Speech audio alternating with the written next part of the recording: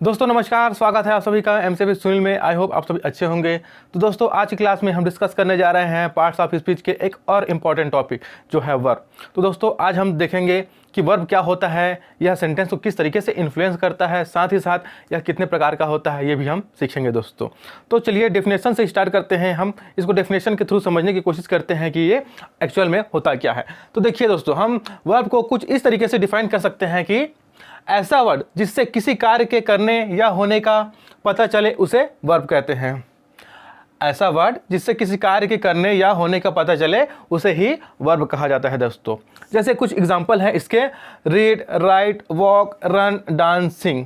ठीक है, जैसे देखिए हम कुछ पढ़ते हैं वो वर्ब है, कुछ लिखते हैं वो वर्ब है दोस्तों, हम पैदल चलते हैं वर्ब है, अगर दौड़ते हैं तो वो भी एक वर्ब है।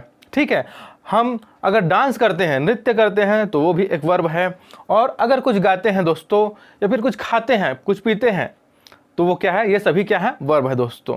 तो वर्ब का इंपॉर्टेंस ऐसा है कि उसके बिना हमारी लाइफ अधूरी है दोस्तों, है ना। अगर वर्ब ना हो तो हमारी लाइफ रुक सी जाएगी, क्योंकि हम जो कुछ करते हैं वो वर्ब ही होता है।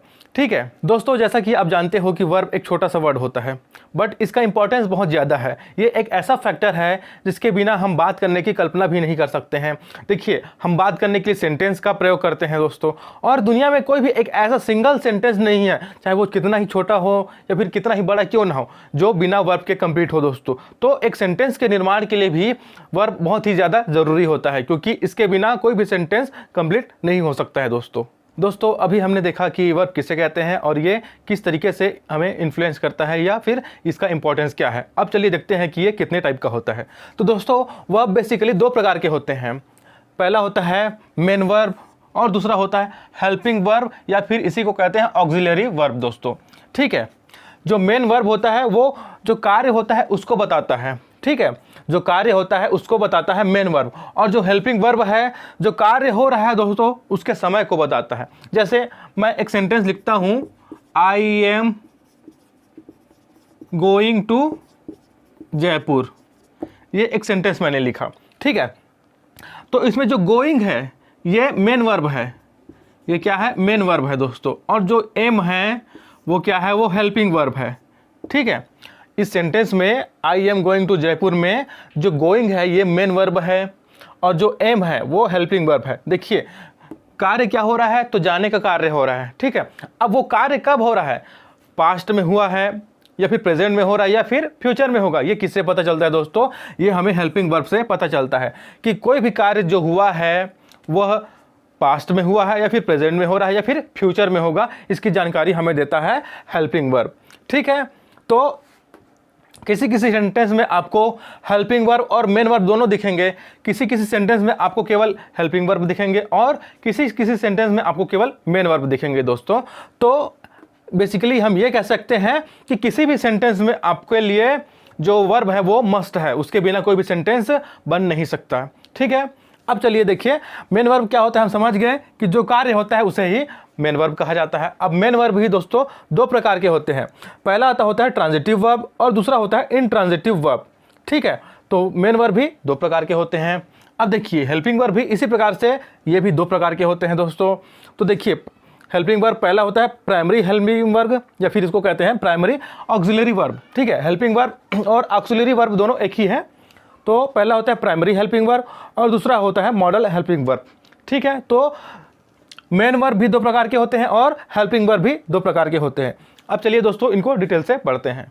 तो दोस्तों चलिए स्टार्ट करते हैं मेन वर्ब को डिटेल से पढ़ना। तो देखिए मेन वर्ब जो है वो बेसिकली दो प्रकार के होते हैं, पहला होता है ट्रांजिटिव वर्ब और दूसरा होता है इनट्रांजिटिव वर्ब। ठीक है, शुरुआत करते हैं हम ट्रांजिटिव वर्ब से।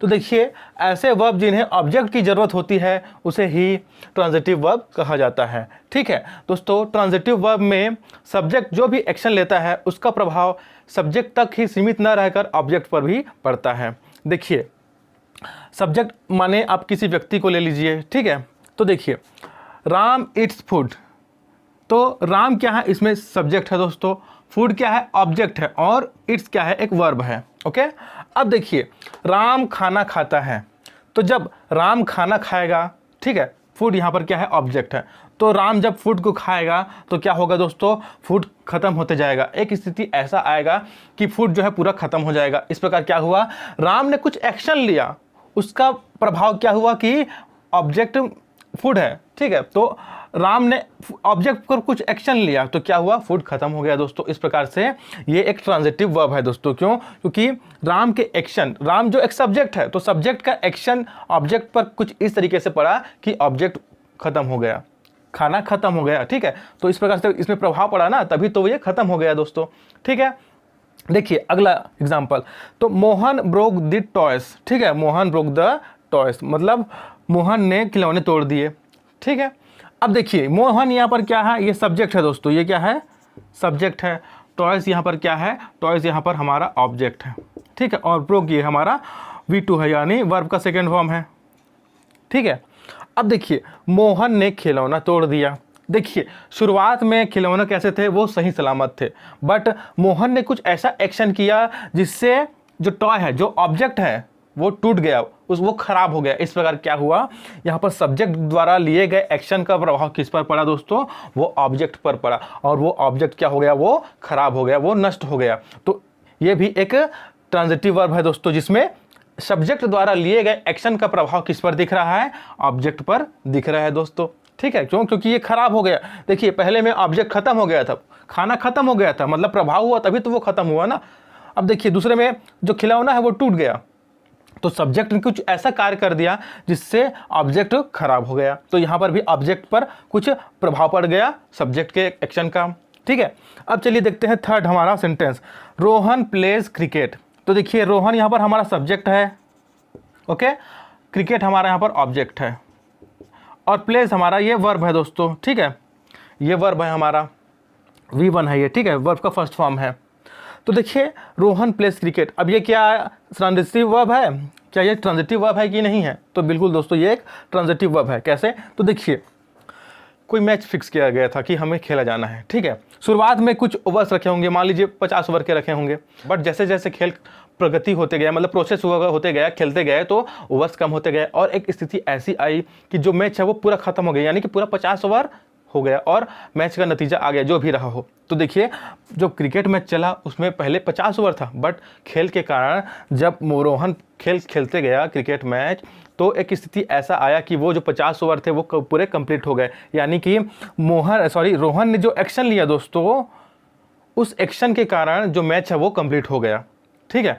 इस प्रकार ऑब्जेक्ट पर जो है, जो क्रिकेट मैच है वो खत्म हो गया, तो रोहन के जो सब्जेक्ट है उसके एक्शन का प्रभाव किस पर पड़ा, इस ऑब्जेक्ट पर पड़ा दोस्तों। किस तरीके से कि वो तो खत्म हो गया, जो रोहन ने गेम खेलते गया तो वो अंत में जो 50 ओवर का मैच था वो कंप्लीट हो गया। इस प्रकार से जो रोहन सब्जेक्ट था उसके द्वारा जो एक्शन लिया गया था उसका प्रभाव ये हुआ ऑब्जेक्ट के ऊपर कि वो कंप्लीट हो गया दोस्तों, ठीक है। तो इसलिए ये भी क्या है, एक ट्रांजिटिव वर्ब है। और आप जानते हैं ट्रांजिटिव वर्ब में सब्जेक्ट द्वारा जो एक्शन लिया जाता है उसका प्रभाव केवल सब्जेक्ट तक सीमित न रहकर ऑब्जेक्ट पर भी होता है, ठीक है। तो ये भी एक हो गया ट्रांजिटिव वर्ब का सेंटेंस, ओके। अब चलिए देखते हैं अगला सेंटेंस, तो जॉन रिंग्स द बेल, ठीक है, यानी कि जॉन घंटी बजाता है। तो देखिए घंटी पहले क्या था, पहले बज रहा था क्या, पहले नहीं बज रहा था, वो अपने स्थान पर रखा था, ठीक है। फिर जॉन यहाँ पर जो सब्जेक्ट है, ठीक है, जॉन यहाँ पर सब्जेक्ट है और ये बेल जो है वो ऑब्जेक्ट है दोस्तों, ठीक है। पहले घंटी जहाँ पर भी टंगा था वो वहाँ पर था, वहाँ उस पर कोई हलचल नहीं था, कोई मूवमेंट नहीं था, ना वो बज रहा था, ठीक है। फिर जॉन ने एक एक्शन लिया, उसने क्या किया, उस घंटी को बजाया, और जैसे ही उसने उस घंटी को बजाया उस घंटी ने बजना प्रारंभ कर दिया।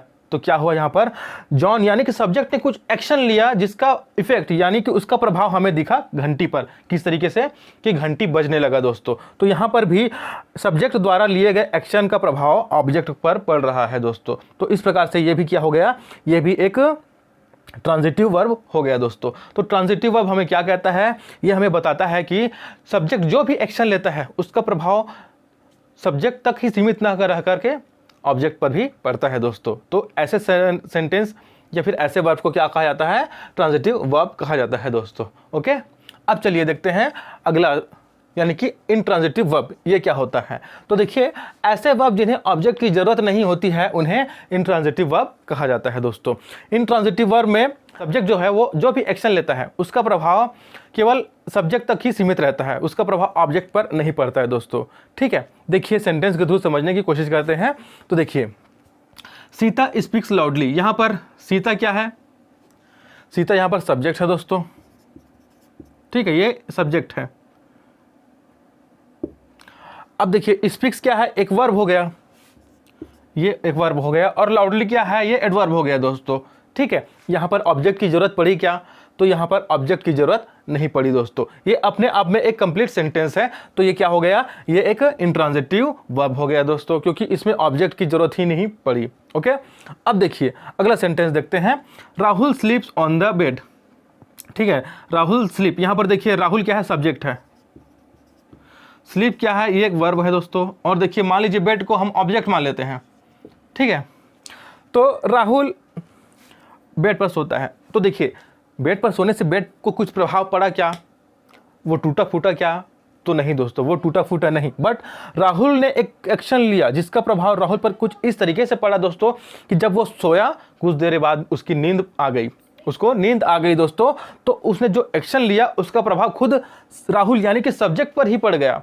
तो जब एक्शन जो सब्जेक्ट लेता है उसका प्रभाव खुद सब्जेक्ट पर पड़ता है दोस्तों, तो ऐसे वर्ब को कहा जाता है इंट्रांजिटिव वर्ब। तो ये भी क्या हो गया? एक इंट्रांजिटिव वर्ब का सेंटेंस हो गया। ओके, चलिए देखते हैं अगला सेंटेंस। Mohan runs fast. ठीक है, मोहन रन्स फास्ट। देखिए यहाँ पर मोहन क्या है? एक सब्जेक्ट है। ठीक है, रन्स क्या है? एक वर्ब है।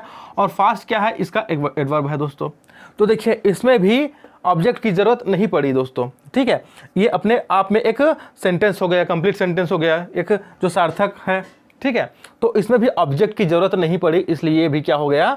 ये भी एक इंट्रांजिटिव वर्ब हो गया। ठीक है, आपको दो चीज़ें देखना है, एक तो ऑब्जेक्ट की जरूरत पड़ रही है कि नहीं पड़ रही है, और दूसरा ये देखना है कि अगर ऑब्जेक्ट आ भी रहा है तो क्या सब्जेक्ट द्वारा लिए गए एक्शन का प्रभाव ऑब्जेक्ट पर पड़ रहा है। अगर पड़ रहा है तो वो ट्रांजिटिव वर्ब होगा। अगर ऑब्जेक्ट पर असर नहीं पड़ रहा है या प्रभाव नहीं पड़ रहा है तो वो क्या हो जाएगा? वो हो जाएगा इंट्रांजिटिव वर्ब। ओके, अब चलिए देखते हैं हमारा अगला सेंटेंस। तो देखिए Ram is walking on the road. तो देखिए यहाँ पर राम क्या है? सब्जेक्ट है। अब वो चल रहा है रास्ते पर, अब वो चलेगा तो रास्ते पर कुछ प्रभाव होगा क्या? तो रास्ते पर प्रभाव नहीं होगा दोस्तों, बट राम जो सब्जेक्ट है उस पर एक प्रभाव ये होगा कि वो जब चलते जाएगा तो एक सिचुएशन ऐसा आएगा कि जहाँ वो जाना चाहता है वहाँ पर वो पहुँच जाएगा। यानी कि जो एक्शन उसने लिया उसका प्रभाव उसके खुद पे ऊपर पड़ा कि वो जहाँ जाना चाहता था वो वहाँ पर पहुँच गया। ठीक है, तो इस तरीके के सेंटेंस दोस्तों इंट्रांजिटिव वर्ब कहलाते हैं। ठीक है, इस तरीके के जो वर्ब होते हैं वो इंट्रांजिटिव वर्ब कहलाते हैं, जिसमें एक्शन जो सब्जेक्ट द्वारा जो एक्शन लिया जाता है उसका प्रभाव खुद सब्जेक्ट पर ही पड़ता है। ओके, और ऐसे वर्ब जिनमें सब्जेक्ट द्वारा जो एक्शन लिया जाता है उसका प्रभाव सब्जेक्ट तक ही सीमित न रह करके ऑब्जेक्ट पर भी पड़ता है, उसे ट्रांजिटिव वर्ब कहा जाता है। ओके, जैसे ये सभी एग्जांपल्स हैं दोस्तों ट्रांजिटिव वर्ब के, और ये एग्जांपल है इंट्रांजिटिव वर्ब के। ठीक है दोस्तों, चलिए अब देखते हैं हम हेल्पिंग वर्ब के बारे में। तो ये भी दो प्रकार के होते हैं दोस्तों। पहला होता है प्राइमरी हेल्पिंग वर्ब और दूसरा होता है मॉडल हेल्पिंग वर्ब। शुरुआत करते हैं हम प्राइमरी हेल्पिंग वर्ब से। तो प्राइमरी हेल्पिंग वर्ब जो हैं ये मेन वर्ब और हेल्पिंग वर्ब दोनों की तरह कार्य करते हैं दोस्तों। जैसे इनमें जो बी, डू और हैव है दोस्तों वो मेन वर्ब की तरह कार्य करता है, जबकि is, am, are, was, were, do, does, did, has, have, had ये जो हैं वो हेल्पिंग वर्ब की तरह कार्य करते हैं दोस्तों। ठीक है, तो ये जो है ये मेन वर्ब की तरह कार्य करेगा और ये हेल्पिंग वर्ब की तरह कार्य करेंगे। ठीक है, अब चलिए देखते हैं मॉडल हेल्पिंग वर्ब। तो ये है दोस्तों कुछ example: shall, should, will, would, may, might, can, could, must, need, dare, ought to. ठीक है, ये है मॉडल हेल्पिंग वर्ब के एग्जांपल्स दोस्तों। तो हेल्पिंग वर्ब को अगली क्लास में हम और डिटेल से पढ़ेंगे दोस्तों। आज के लिए बस इतना ही।